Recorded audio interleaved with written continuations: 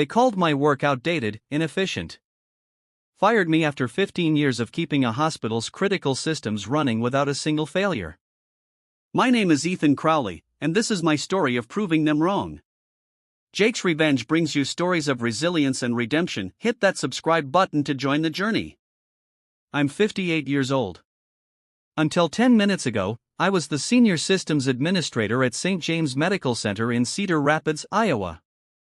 15 years maintaining the digital heartbeat of a 300-bed hospital. Gone, with a 20-minute meeting. Blake Winters sat behind what used to be Dr. Harrison's desk. 42 years old, with an MBA and zero medical background. 4 months as our new director, and already swinging his axe. His consultant, Devin, stood by the window, thumbs dancing across his phone, probably updating his LinkedIn before I even left the building. The consulting team will be overseeing the transition to cloud-based architecture, Blake continued. We've prepared a severance package, 2 months' salary, standard non-disclosure agreement. I nodded, feeling the weight of the ID badge against my chest. 15 years, and not once had a single system crashed during my watch. Not during the ransomware scare of 2018. Not during the power grid failure of 2020. Not even during the budget cuts when I lost half my staff and kept things running by working 80-hour weeks. What happens when a hospital's entire system fails because they ignored the one person who knew it best? Stay with Jake's Revenge to find out. The security team will escort you to collect your personal items, Blake said, sliding a folder across the desk. We'll need your access card and credentials. I unclipped my badge and placed it on the desk. The master passwords are in the secure drive, all properly documented. Excellent, Blake smiled for the first time. I'm glad you're being reasonable about this, Ethan. Change is difficult, but necessary. I looked at Devin, maybe 30 years old, already stepping forward to claim my chair. He hadn't once asked me a single question about our systems during his 3-week evaluation. Is there something else? Blake asked. I should have told him about the custom patches I created. I should have mentioned the integration between the legacy pharmacy system and the patient records. I should have warned him about the specialized backup protocols. Instead, I said, no, nothing else. I walked out with the security guard, past the nurses who'd called me at 3 a.m. when systems glitched, past the surgical scheduling desk where I'd personally rebuilt the database after a corruption, past 15 years of quiet, reliable service. In the parking lot, I slid into my truck, placed my cardboard box of family photos and coffee mugs on the passenger seat, and drove away without looking back. They didn't want my expertise. They wanted my absence. It would be exactly 1 week before they realized what they'd lost. Want to know how it all unraveled? Jake's Revenge has the full story, don't miss it. I started at St. James right after my 50th birthday. Transitioning from private tech to healthcare wasn't my plan, but the economy tanked, and Catherine's cancer treatments weren't cheap. The hospital offered stability and decent insurance. So, I took the job and learned medical systems from scratch. Those first years, I worked alongside Dr. Harrison, the old director. He understood what mattered. Fancy dashboards don't save lives, Ethan, he'd say. Reliability does. So, I built reliable systems, redundant backups, failsafes, manual overrides when necessary. Not pretty, but bulletproof. I skipped vacations when the electronic prescribing platform needed upgrading. Missed my daughter Megan's college graduation to handle an emergency server migration. Catherine understood. You're keeping people alive, she'd say, before the cancer took her 8 years ago. The hospital became my life. The staff became my family. Nurse Jacobs in oncology, who always brought me coffee when system updates ran late. Dr. Patel in cardiology, who'd stop by with donuts on mornings after I'd fixed a critical issue.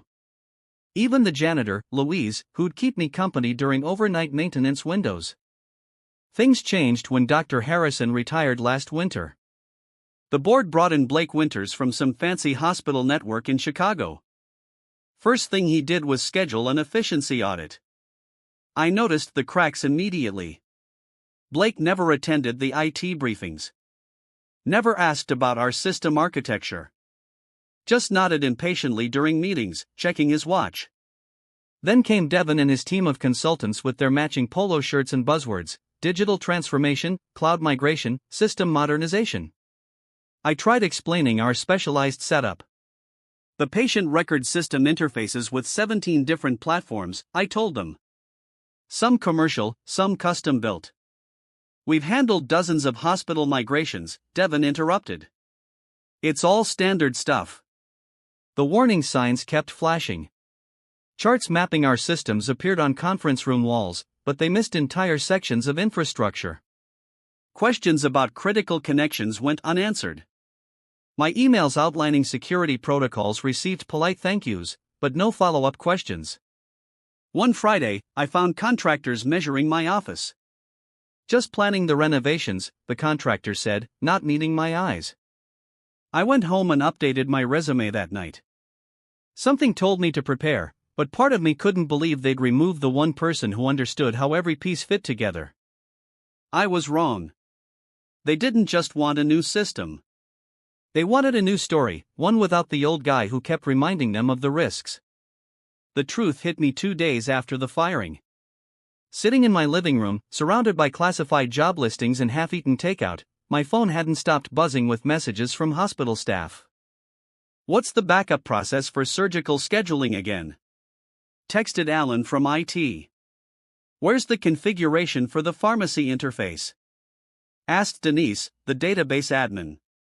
I didn't answer. My termination agreement was clear: no unauthorized assistance. The realization wasn't satisfaction or relief. It was a cold, heavy certainty. They had no idea what they'd done. Our hospital systems weren't just software you could swap out, like changing a light bulb. They were living, interconnected organisms I'd cultivated for 15 years. Custom interfaces between incompatible vendor platforms. Workarounds for regulatory requirements. Manual processes where automation failed. I documented everything, of course. Hundreds of pages of technical specifications, configuration notes, emergency procedures, all filed properly on the secure drive. But documentation couldn't replace understanding. Couldn't replace 15 years of institutional knowledge. Couldn't replace me. My phone rang. Blake's number. I let it go to voicemail.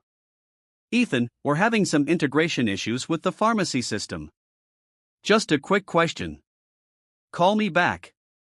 I deleted the message and poured another cup of coffee. 3 more calls came through that day, each voicemail more urgent than the last. I deleted them all. That evening, Dr. Patel called from his personal phone. Ethan, did you hear what happened today? Emergency department couldn't access patient history for a trauma case. Had to call previous hospitals directly. Took 40 minutes to get medication allergies. I closed my eyes. No one was hurt. Not this time, he said. But Blake's new team is struggling. They're talking about rolling back to paper records temporarily. I felt a strange stillness settle over me. Not revenge, not satisfaction, just clarity. For 15 years, I'd been invisible when things worked perfectly. My sleepless nights, missed family events, and constant vigilance meant the hospital ran smoothly, that doctors could treat patients, that nurses could administer the right medications, that lives could be saved. All that mattered was keeping the system alive, and now the system was failing. I'm sorry to hear that, I said carefully. Blake's been asking if anyone has your personal contact information, Dr. Patel continued. The consultant team seems overwhelmed. I thought about the specialized backup server hidden behind a maintenance panel in the server room, about the paper documentation in the fire safe in my old office, about the authentication chains that would start expiring in exactly 12 days without manual renewal. I wish them luck, I said. After hanging up, I walked to my desk and pulled out a business card I'd been holding onto for years. Jennifer Walsh, Director of Technology at Riverside Medical Center. She'd tried recruiting me 3 times over the years. I didn't want revenge. I just wanted to be somewhere my experience was valued. I picked up the phone and dialed. Monday morning, my email inbox exploded. 17 messages from Blake with increasingly desperate subject lines. Quick question about patient database. Urgent, cardiology system failure. Critical, need emergency assistance. I read them all, but responded to none. My severance agreement didn't obligate me to fix their mess. The last email finally dropped all pretense. Ethan, name your consultant rate. Whatever you want, we need you back ASAP. I was halfway through composing a very professional decline when my doorbell rang. Blake Winters stood on my porch. Tie askew, eyes bloodshot. Ethan, he said, forcing a smile. Thanks for seeing me. Can we talk? I let him in, offered coffee, and waited. We've hit some unexpected complications with the system transition, he began, clutching his mug. Devon's team is working around the clock, but there are aspects of your architecture that are proving challenging to navigate. I nodded. I documented everything thoroughly. Yes, the documentation is there, but he leaned forward. Some of these customizations, these interconnections between systems, they're quite unique. Translation, they couldn't make sense of 15 years of specialized work in 5 days. Yesterday, oncology lost access to treatment protocols for 6 hours, Blake continued. The day before, billing and insurance verification went down completely. We're facing serious compliance issues, potential patient safety concerns. I sipped my coffee. Sounds like the modernization is going well. His face tightened. Ethan, I'm prepared to offer you a 6-month contract as implementation consultant. Double your previous salary. We need you to help with the transition. The offer was almost insulting. After firing me, he expected me to come back and train my replacements properly. I'm afraid I've already accepted another position, I said. Blake's coffee mug froze halfway to his lips. Another where? Riverside Medical Center. Riverside. But they're our direct competitor. Yes. Blake set down his mug. Ethan, be reasonable. You built these systems. You know them better than anyone. We're talking about patient care. That stung, because it was meant to. 15 years, I put patient care above everything. My family, my health, my life. I agree, I said carefully.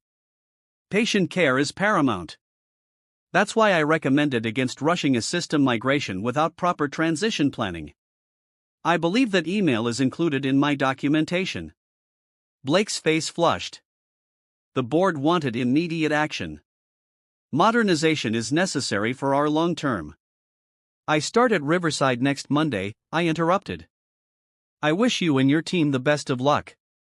He stood up, desperation replaced by anger. Your severance package includes a non-compete clause. You can't work for a competitor for 6 months. I smiled for the first time. Actually, it doesn't. I had my lawyer review it before signing. There's a non-disclosure agreement, but no non-compete. I'm free to work wherever I choose. Blake's expression darkened. This is about revenge, isn't it? Making us suffer because I let you go. I walked to the door and opened it. This is about finding somewhere that values 15 years of expertise instead of dismissing it as outdated and inefficient. Good luck with your modernization, Director Winters. After he left, I sat down and finished my coffee. I didn't feel triumphant or vindictive, just tired and a little sad. My phone buzzed with a text from Dr. Patel. Administration in full panic mode. 3 departments down. Board emergency meeting called. I didn't reply, but I saved the message, not as a trophy, but as a reminder of what happens when experience is treated as obsolete. By Thursday, the local news had caught the story. System failures plague St. James Medical Center. Patient care affected. I watched from my living room as a reporter stood outside the hospital where I'd spent 15 years. Sources inside St. James confirmed that multiple departments have experienced technology failures following a recent IT leadership change, the reporter said. The hospital has been forced to implement emergency paper protocols while experts work to restore critical systems. My phone rang. Jennifer Walsh from Riverside. Seeing the news about St. James, she said. You doing okay? I'm fine, I replied. Looking forward to starting Monday. About that, Jennifer said. I just got a very interesting call from someone on St. James's board, a Dr. Eleanor Hughes. I remember Dr. Hughes, head of surgery, one of the few board members who actually understood what my team did. What did she want? To verify you'd accepted our offer, Jennifer said, and to tell me some interesting things about the situation at St. James. I sat up straighter. What things? Apparently, Director Winters didn't just decide to replace you on a whim. He's been working with Helix Solutions Group for months. The name hit like a punch. Helix Solutions was a healthcare technology company known for taking over hospital IT operations and then raising prices once systems were dependent on their proprietary platforms. Blake brought in their consultants as part of a larger deal, Jennifer continued. Helix offered significant upfront savings to the board. If St. James converted to their platform, Blake would get a performance bonus for cost reduction. The pieces clicked into place. My firing wasn't about modernization. It was about clearing the path for a corporate takeover of our systems. The board didn't fully understand the technical implications, Jennifer added. They trusted Blake's assessment that transitioning would be seamless. I thought about the specialized systems I'd built. Systems that prioritized patient care over corporate efficiency. Systems built to serve doctors and nurses, not billing departments. How bad is it really? I asked. Jennifer paused. Dr. Hughes said they've had to divert emergency patients to other hospitals. Critical care units are on manual protocols. The state compliance office is investigating. I closed my eyes. This wasn't what I wanted. I never wanted patients to suffer. There's more, Jennifer said. Dr. Hughes mentioned that before presenting the Helix proposal, Blake had all department heads sign off on a technology assessment. The assessment claimed that your systems were obsolete, non-compliant, and at high risk of failure. That's not true, I said, anger finally breaking through. We passed every compliance audit. Had 99.98% uptime last year. Dr. Hughes knows that now. The board is realizing they were misled. After hanging up, I opened my laptop and found an email from Dr. Hughes herself, sent an hour earlier. Ethan, I owe you an apology. The board approved Blake's IT restructuring based on incomplete and misleading information. We've since learned that the outdated systems you maintained were in fact exceeding all industry benchmarks for reliability and security. Blake and Helix presented us with false comparisons and manipulated performance metrics to justify the change. The situation has grown serious enough that we've called an emergency board meeting for tomorrow morning. I'd like to invite you to attend and share your perspective. No obligation, but many of us would appreciate hearing directly from you. Regardless of what you decide, I want you to know that many of us now understand the disservice that was done to you and to our hospital. Sincerely, Eleanor Hughes, MD. I sat back, letting the truth settle around me. This wasn't just about firing a loyal employee. It was about deliberately dismantling a working system for profit. I arrived at the hospital boardroom Friday morning, exactly 15 minutes early, the same way I'd arrived for every meeting during my 15 years of employment. Several board members were already there, including Dr. Hughes, who greeted me with a handshake and a grateful nod. Thank you for coming, Ethan, she said. I wasn't sure you would. Neither was I admitted. The room filled quickly. Department heads, administrators, and doctors I'd worked with for years. Blake arrived last, stopping short when he saw me sitting at the table. The Helix consultant, Devon, trailed behind him, looking considerably less confident than the day I was fired. Dr. Hughes called the meeting to order. We are here to address the ongoing system failures and to reassess our relationship with Helix Solutions. She turned to me. Mr. Crowley has graciously agreed to provide his assessment of the situation. All eyes turned to me. For 15 years, I'd worked quietly behind the scenes, solving problems without recognition. Now I was center stage. The systems at St. James were built over 15 years to meet specific needs, I began. Every customization, every interface was created to solve a real problem faced by medical staff. These weren't outdated systems. They were specialized tools. I opened my laptop and connected it to the projector. On screen appeared the documentation I'd meticulously maintained. Hundreds of pages detailing every aspect of the hospital's digital infrastructure. Everything needed to maintain these systems is here, I said. Complete documentation, contingency procedures, security protocols. The problem isn't the documentation. The problem is that Helix's platform isn't compatible with the specialized systems this hospital relies on. Blake interrupted. The compatibility issues are temporary. Helix has successfully implemented their solutions in dozens of hospitals. I pulled up my second document, a detailed comparison I'd prepared overnight. These are the hospitals where Helix has implemented their platform. Notice anything? Dr. Patel leaned forward. They're all new facilities or recent builds. Exactly, I said. Helix works well in hospitals built from the ground up on their platform, but retrofitting their system onto established hospitals with legacy requirements, that's where they struggle. I turned to face Blake directly. Which Helix knew before they came here. Their own technical specifications, which I've highlighted, show the incompatibilities with our pharmacy and radiology systems. The board members exchanged glances. Dr. Hughes turned to Blake. Did you know about these incompatibilities when you recommended Helix? Blake's confidence faltered. The assessment indicated that any transition challenges would be minimal, and the assessment you personally oversaw, I interrupted, pulling up an email I'd received from a former colleague. The same assessment where you directed staff to emphasize system vulnerabilities and minimize stability metrics. The room grew silent. I hadn't come for revenge, but I had come for truth. The fact is, I continued, St. James can't function on Helix's platform without sacrificing the specialized workflows that make this hospital exceptional. Not without years of careful transition planning. Dr. Hughes looked at her colleagues. I believe we've heard enough to make an informed decision. Blake stood up. You can't seriously be considering abandoning modernization based on the opinion of a disgruntled ex-employee. Dr. Patel spoke up. We've diverted 67 emergency patients in the past week. 3 surgeries were delayed. Medicine administration errors increased 12%. Those aren't opinions, Director Winters. Those are facts. The board voted 20 minutes later. The Helix contract would be terminated immediately.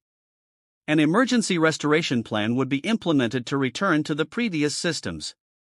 As I packed up my laptop, Dr. Hughes approached me. The board has another proposition for you, Ethan, if you're willing to hear it. I glanced at Blake, standing defeated by the door. I'm listening, I said. 3 weeks later, I walked through the hospital's main entrance wearing a new ID badge. Ethan Crowley, Chief Technology Officer. The turnaround hadn't been easy.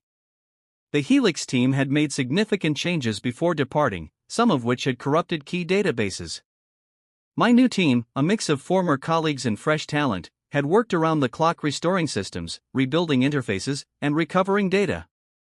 Blake was gone, pursuing other opportunities, according to the official announcement. I hadn't asked for his removal, but I wasn't sorry to see him go. I stopped by the nurses' station in cardiology, where Nurse Jacobs broke into a smile. Systems are running smooth as silk again, she said. Patient records loading in under 2 seconds. Good to hear, I replied. Any other issues? Not since you came back. Night and day difference. As I continued my rounds, Dr. Patel fell in step beside me. Heading to the board meeting? I nodded. Quarterly technology review. First one with you at the big table instead of standing in the corner with a slideshow, he noted. We entered the boardroom where the hospital leadership was gathering. Dr. Hughes, now interim director, nodded to me. Mr. Crowley, we're eager to hear your department's report. I connected my laptop to the projector. On screen appeared a simple dashboard showing system performance, uptime statistics, and comparison metrics from before and after the Helix debacle. "Recovery is complete," I stated. "All systems restored with no data loss. We've implemented additional safeguards against similar disruptions in the future." Dr. Hughes studied the metrics. "And the modernization initiatives Director Winters was so concerned about?" I changed slides to show my 5-year technology roadmap. A careful, methodical plan for evolving our systems without compromising patient care. "Real modernization," I said, "doesn't replace what works. It builds on it." The board unanimously approved the plan. 6 months later, I sat on my back deck with a cup of coffee, watching the sunset. My phone buzzed with a text from Jennifer Walsh at Riverside. Heard St. James received the Regional Excellence in Healthcare Technology Award. "Congratulations, almost colleague." I smiled and typed back, "Thanks. Sorry for the last-minute career change. No hard feelings. You were where you needed to be." She was right. I belonged at St. James, though not in the same invisible role I'd occupied for 15 years. As CTO, I now had a voice in decisions that affected patient care. I had a seat at the table where I could defend the systems that mattered. The hospital had learned its lesson the hard way. Experience couldn't be replaced with buzzwords. Loyalty couldn't be discounted as outdated. I scrolled through my camera roll to a photo taken at last week's staff appreciation dinner. My team, standing together, a mix of veterans and newcomers, each bringing valuable perspectives. The plaque on the table recognizing our department's contribution to patient care. In the 15 years before my firing, I'd never once been publicly acknowledged for keeping the hospital running. Now, my expertise was visible, respected, valued. I thought about Blake occasionally, wondering if he'd learned anything from the experience. Last I heard, he'd taken a position at a healthcare startup promising revolutionary disruption of hospital administration. Some lessons are harder to learn than others. My new ID badge sat on the table beside me. I picked it up, running my thumb across the title, Chief Technology Officer. Not just the man who kept the lights on anymore, the man who helped guide the hospital's future. I hadn't wanted revenge. I'd wanted recognition, not of my ego, but of the truth that experience matters. That some things can't be replaced or repackaged or disrupted without consequences. Sometimes, the most innovative approach is simply respecting what already works. Thanks for watching this incredible story of resilience on Jake's Revenge. If you were inspired by Ethan's journey, give this video a thumbs up, share it with your friends, and subscribe for more stories of standing up and fighting back. See you in the next one.